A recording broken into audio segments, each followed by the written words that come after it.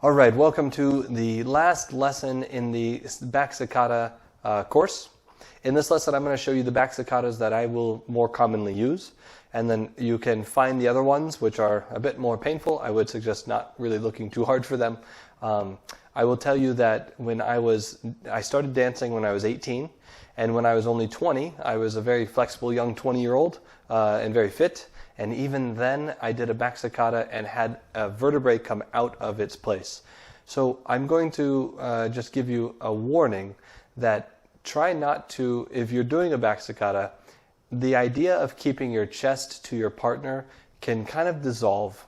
You're going to keep your frame, but you can relax your chest a bit.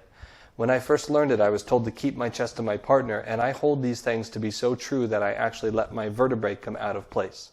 So I want you to be careful, be cautious, and don't think that you have to squeeze so hard keeping your chest back to your partner that you're going to pop a vertebrae out of place. So here we go. The back Sacadas that are generally done and that I would do are any one with my left leg going to my left. That means on her forward step, her side step, and her back step. So one practice is just like we did before. So you can turn yourself here and lead her to that forward step, take that back Sacada, and then come back, take that back Sacada, and then come back, take that back Sacada, and then come back. So kind of looking at these different options.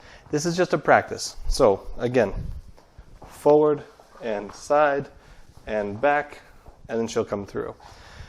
When you're doing this, leaders, you have to pivot. If you just make little steps, that's fine. You're just looking at angling yourself in the right direction.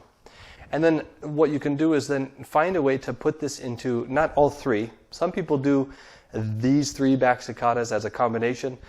I don't like it. I don't think it looks so good.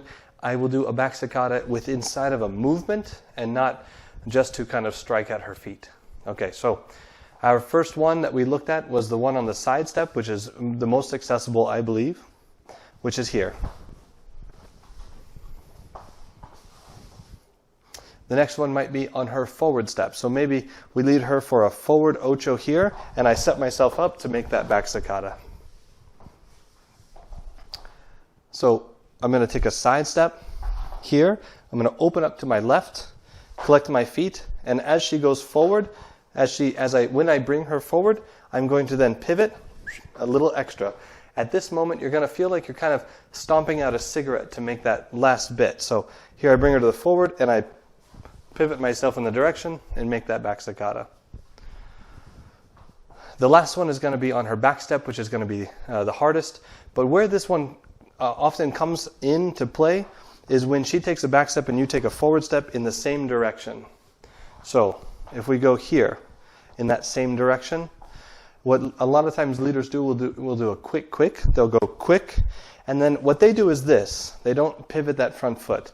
As I told you before, it's important to pivot that front foot. So I might actually just take, instead of going here, finding the pivot and then making the back Sacada, I might take this as a side step instead, here, and then make that back Sacada in that place. So I can just go right into a side step, back Sacada, and there we go.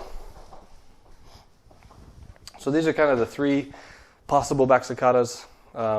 I usually only do the one on the side step. That's the one that I like. The one on the forward and the back has a little bit too much torque in it for me. I'm not a big fan of these for my own particular body.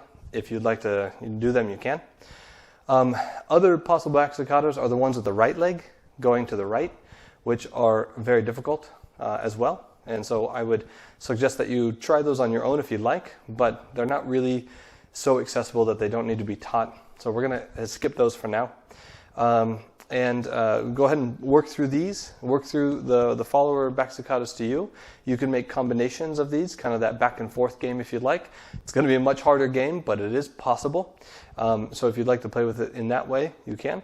And other than that, thank you very much for taking this course, and we look forward to seeing you in another course.